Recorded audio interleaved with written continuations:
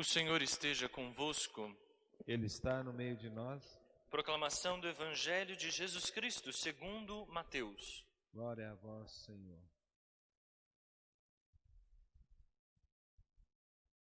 Naquele tempo, enquanto Jesus estava falando às multidões, sua mãe e seus irmãos ficaram do lado de fora, procurando falar com ele.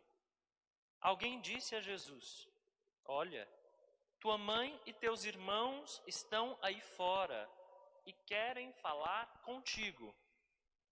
Jesus perguntou àquele que tinha falado: "Quem é minha mãe e quem são meus irmãos?" E estendendo a mão para os discípulos, Jesus disse: "Eis minha mãe e meus irmãos. Pois todo aquele que faz a vontade do meu Pai que está nos céus, esse é meu irmão, minha irmã e minha mãe." Palavra da salvação. Glória a vós, Senhor.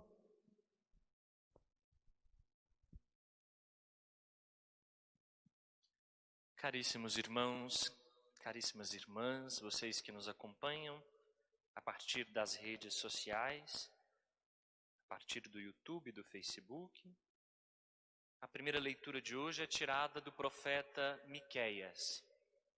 É sempre bom recordar o que é um profeta. Um profeta é um homem que tem os pés calcados no chão de seu tempo. Um homem que sabe ler a realidade, que sabe perceber nos limites das circunstâncias, os limites também humanos. Um homem que sabe fazer leitura da realidade, mas que não deixa de alimentar a esperança. A esperança é sempre a contemplação do futuro, a contemplação daquilo que vem.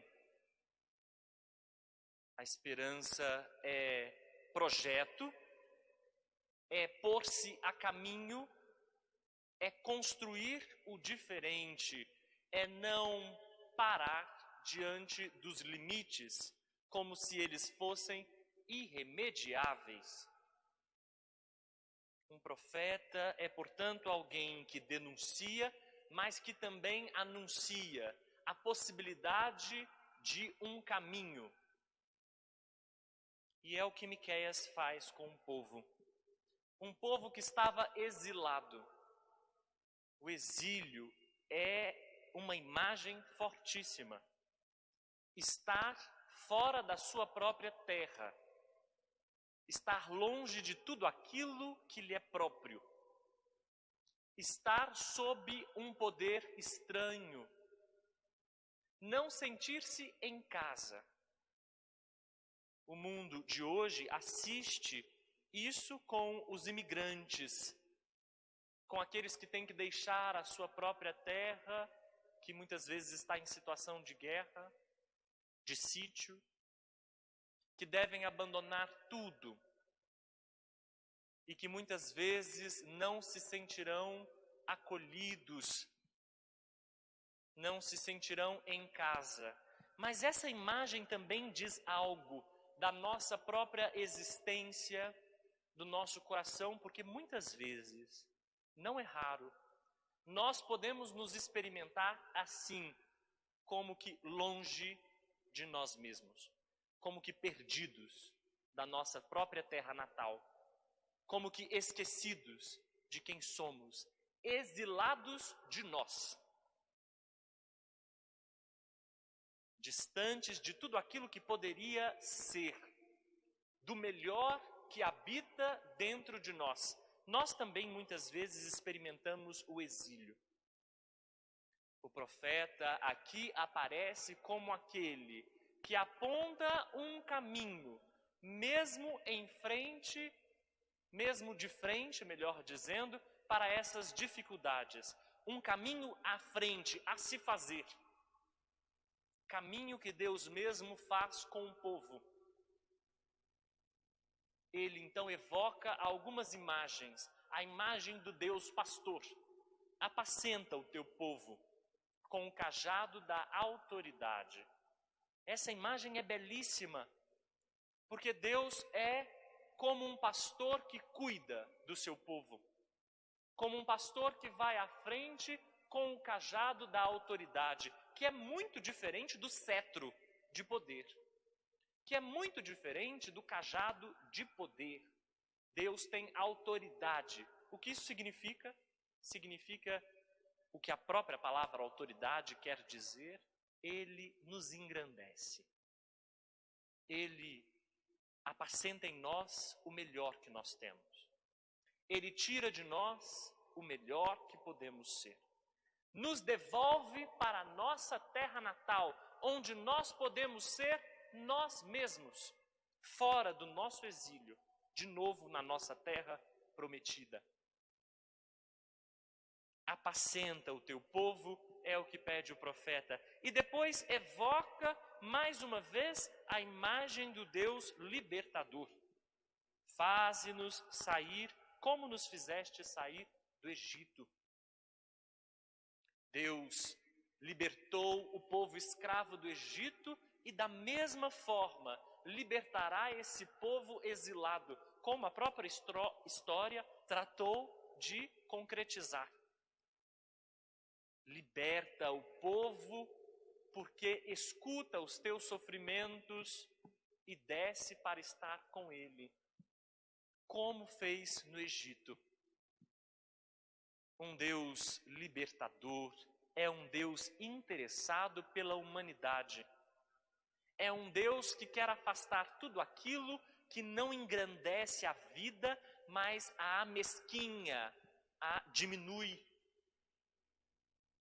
Um Deus, portanto, que quer libertar a vida para que ela tenha a sua potência. Então, Ele é o Deus libertador do Egito. Um Deus misericordioso. Nós estamos muito acostumados com muitas pessoas, pregadores, religiosos tantas vezes, que insistem num Deus irado, num Deus castigador, num Deus ranzinza, num Deus magoado com a humanidade. Mas o Deus que o profeta Miqueias apresenta é um Deus desmemoriado. Esquece o pecado. Ele esquece o pecado e não guarda rancor. Ele se compadece quando ele está diante daqueles que cometeram alguma iniquidade. Ele pretende lançar no mar os seus pecados. Pretende esquecer-se. E não é porque ele seja leniente com a injustiça. Deus não quer a injustiça. Deus não suporta a injustiça. Mas Deus quer ver os injustos abandonando a injustiça. Quer esquecer-se da iniquidade deles, da iniquidade nossa, à medida que nós também a esquecemos para trás. Deus se esquece da iniquidade quando nós nos esquecemos da iniquidade também e não a praticamos. Esse Deus não quebra a sua fidelidade. Não quebra, é fiel para sempre.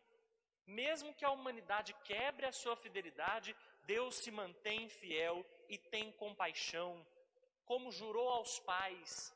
Ou seja, é um Deus fiel ao juramento antigo, que Ele mantém desde as origens.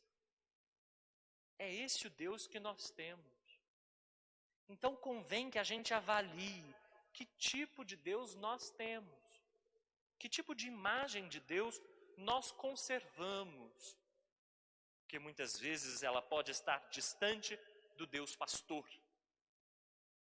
do Deus que liberta em nós o melhor, do Deus que é compassivo e do Deus que é fiel e que vai conosco.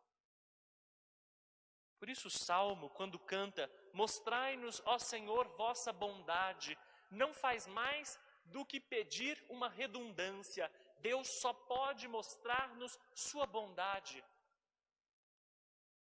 Deus tem rosto bondoso. Se é rosto de pai, poderemos dizer também, é rosto de mãe. Paterno, materno, esponsal, mas um rosto amoroso. Não disposto a descobrir as faltas, como quem arranca um véu para humilhar o pecador, mas alguém preocupado em cobrir a nossa nudez, como cantou a salmista, e cobrir-nos como quem nos acolhe e como quem nos leva para o melhor de nós mesmos. Essa é a justiça de Deus. Conduzir-nos para onde a vida é mais bela, mais justa e mais bonita, inclusive dentro de nós. O Evangelho de hoje nos apresenta um texto muito complicado, um texto pequeno, mas que é cheio de detalhes e que podem muitas vezes confundir a nossa cabeça. Mateus apresenta sempre uma multidão acompanhando Jesus Cristo, e os discípulos de Jesus Cristo também vão o acompanhando. Existe uma diferença entre multidão e discípulos no Evangelho de Mateus. A multidão são sempre aqueles que estão de fora. Ou seja, aqueles que até acompanham Jesus, mas não compreendem. Até vão com ele para ver no que vai dar, mas não seguem com comprometimento. Estão de fora porque, obviamente, não estão dentro. Não estão dentro da intimidade de Jesus Cristo. Não estão dentro do discipulado de Jesus. Os discípulos, por sua vez, são aqueles que gozam da intimidade de Jesus e o compreendem porque ele mesmo explica e revela todos os mistérios do reino para os seus discípulos. Os discípulos são chamados a ser os pequeninos do reino, aqueles que são sal e luz do mundo, copiando Jesus Cristo, ou melhor dizendo, se configurando a Jesus. Porque não se trata de copiar, se trata de encontrar Jesus também dentro e deixá-lo sair no nosso rosto. Então, é nesse momento que o Evangelho diz, quando as multidões estão acompanhando Jesus, a família, a mãe e os irmãos de Jesus chegam e ficam do lado de fora. E isso é muito comprometedor no Evangelho de Mateus, porque ele coloca a família de sangue do lado de fora, junto das multidões. E alguém dirá para Jesus assim: tua mãe e teus irmãos estão aí fora e querem falar contigo. E então Jesus vai responder: quem é minha mãe e quem são os meus irmãos? E vai apontar para os discípulos. Notem o joguete do Evangelho. A família de fora, e Jesus aponta para os discípulos. E apontando para os discípulos, ele diz: estes são minha mãe e meus irmãos. O que interessa para Jesus não são os laços consanguíneos, não são os laços de sangue, mas os laços do reino. Esses laços são mais fundamentais, os laços do reino de Deus. E os discípulos é quem compõe esse reino de Deus, esse reino dos céus, aqui no Evangelho de Mateus, porque eles são a nova família de Jesus. E como é essa família? Como ela se define? Como é de fato a família do reino dos céus? São aqueles que fazem a vontade de meu Pai, diz Jesus. E no Evangelho de Mateus, fazer a vontade do Pai é buscar a misericórdia, a justiça, é consolar os aflitos, é estender a mão aos angustiados, é consolar os inconsolados, é vivenciar todas as bem-aventuranças que Jesus enunciou no início do seu evangelho. É isso que é fazer a vontade de Deus.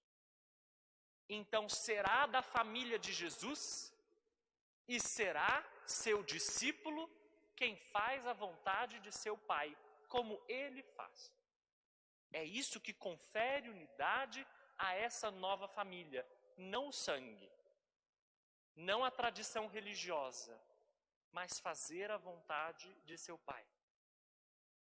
O Evangelho de Lucas vai mostrar que não houve nenhuma outra discípula que fez a vontade do Pai